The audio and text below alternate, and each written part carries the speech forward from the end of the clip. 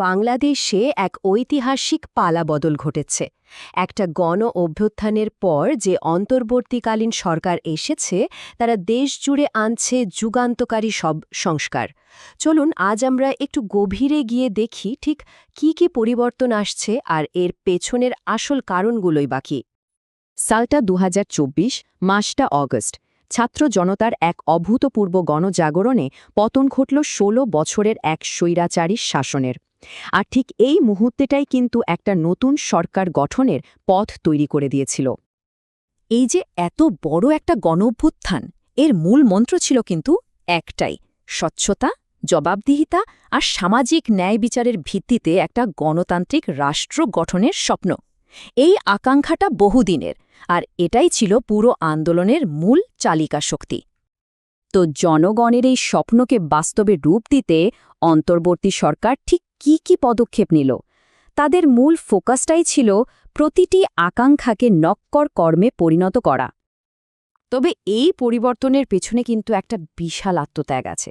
৩৬ দিনের এই আন্দোলনে ৮০০রও বেশি মানুষ প্রাণ হারিয়েছেন আর প্রায় ১৪,০০০ মানুষ আহত হয়েছেন। এই বিশাল মূল্যই পুরনো ব্যবস্থাটাকে ভেঙে ফেলার একটা জরুরি ম্যান্ডেট তৈরি করে দেয়। সংস্কারের প্রথম আর সবচেয়ে বড় চ্যালেঞ্জটাই ছিল প্রশাসনকে ঢেলে সাজানো। মূল লক্ষ্য ছিল দলীয় প্রভাব বা পার্টিসানশিপ থেকে প্রশাসনকে মুক্ত করে সত্যিকারের জবাবদিহিতা ফিরিয়ে আনা। চলুন এই খাতের পরিবর্তনগুলো একটু দেখে নেওয়া যাক। ৮০৮, এই সংখ্যাটা কিন্তু শুধু একটা সংখ্যা না, এটা একটা শক্তিশালী প্রতীকী পদক্ষেপ। সাবেক প্রধানমন্ত্রী আর তার পরিবারের নামে থাকা মোট ৮০৮টা প্রতিষ্ঠানের নাম পরিবর্তন করা হয়েছে। এটা দলীয় প্রভাব মুক্ত করার একটা স্পষ্ট বার্তা দেয়। এখানে পুরনো আর নতুন ব্যবস্থার পার্থক্যটা একদম চোখে পড়ার মতো। আগে যেখানে নিয়োগ হতো দলীয় বিবেচনায়, সেখানে এখন জোর দেওয়া হচ্ছে মেধাভিত্তিক পোস্টিং আর স্বচ্ছ পারফরমেন্স মনিটরিংয়ের ওপর। এটা সরকারি প্রশাসনে একটা মৌলিক পরিবর্তন বলা চলে। আচ্ছা, এই পরিবর্তনটাকে প্রাতিষ্ঠানিক রূপ দিতেই আনা হয়েছে গভর্নেন্স পারফরমেন্স মনিটরিং সিস্টেম বা জিপিএমএস। এটা আসলে একটা ডিজিটাল সিস্টেম যা নিশ্চিত করবে সরকারি প্রতিষ্ঠানগুলো কতটা ফলপ্রসূ কাজ করছে। জবাবদিহিতা নিশ্চিত করার এটা একটা আধুনিক উপায়। এবার একটু অর্থনীতির দিকে তাকানো যাক। একটা অভিযোগ ছিল যে দেশের আর্থিক ব্যবস্থাটা হয়ে উঠেছিল স্বজনতোষণ আর পুঁজি পাচারের একটা আখড়া।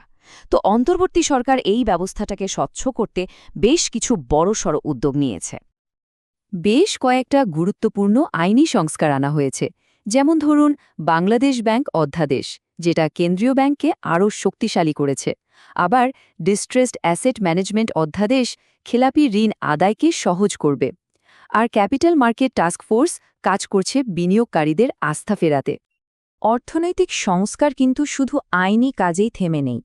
বাংলা বেজ এবং অটোমেটেড কাস্টমস বন্ড ম্যানেজমেন্ট সিস্টেমের মতো নতুন ডিজিটাল প্ল্যাটফর্মগুলো ব্যবসা বাণিজ্য আর বিনিয়োগের প্রক্রিয়াটাকে আরও আধুনিক আর হয়রানিমুক্ত করার জন্য কাজ করছে।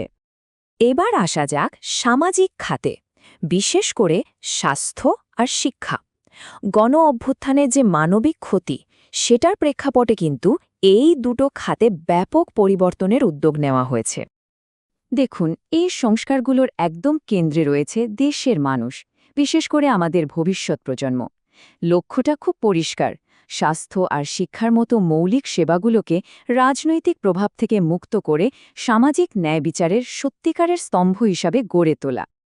স্বাস্থ্য খাতকে আধুনিক করতে একটা ত্রিমুখী কৌশল নেওয়া হয়েছে। একটা নতুন ডিজিটাল হেলথ ব্লুপ্রিন্ট। ২, অত্যাবশ্যকীয় ঔষধের একটা জাতীয় তালিকা তৈরি করা। আর ৩, ভ্যাকসিন উৎপাদনের স্বয়ংসম্পূর্ণ হতে বড় বিনিয়োগের পরিকল্পনা। আর স্বাস্থ্য খাতে জনবল বাড়াতে তো একটা ঐতিহাসিক পদক্ষেপ নেওয়া হয়েছে। ভাবুন তো, একবারে ৩,৫০০ মেডিকেল অফিসার আর ৩,৫০০ নার্স নিয়োগ দেওয়া হয়েছে। এটা কিন্তু তৃণমূল পর্যায়ে স্বাস্থ্যসেবার মান উন্নত করতে একটা বিশাল পরিবর্তন আনবে। আর এই তথ্যটা, এটা সত্যিই যুগান্তকারী।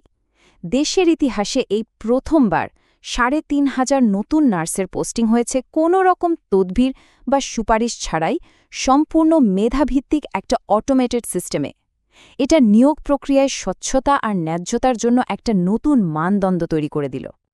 এই সংস্কারগুলো কিন্তু শুধু কয়েকটা খাতে সীমাবদ্ধ না, বরং সমাজের প্রায় প্রত্যেকটা স্তরকে স্পর্শ করে একটা নতুন বাংলাদেশ গড়ার যে বৃহত্তর পরিকল্পনা, তারই অংশ এগুলো। চলুন এই রূপান্তরের ব্যাপকতাটা এক নজরে দেখে নিই। এই ছবিটা দেখলেই আমাদের দেশের স্বাধীনতা আর ত্যাগের মূল চেতনার কথা মনে পড়ে যায়, তাই না? সংস্কারগুলোর একটা বড় লক্ষ্য হল দেশের ইতিহাসকে দলীয় রাজনীতির ঊর্ধ্বে রাখা আর এমন একটা অন্তর্ভুক্তিমূলক সমাজ তৈরি করা যা দেশের প্রতিষ্ঠার মূলনীতির উপর ভিত্তি করে গড়ে উঠবে। এই পরিবর্তনগুলোর পরিধিটা দেখুন, সত্যিই অনেক ব্যাপক। নারী সুরক্ষা, গণমাধ্যমের স্বাধীনতা, পরিবেশ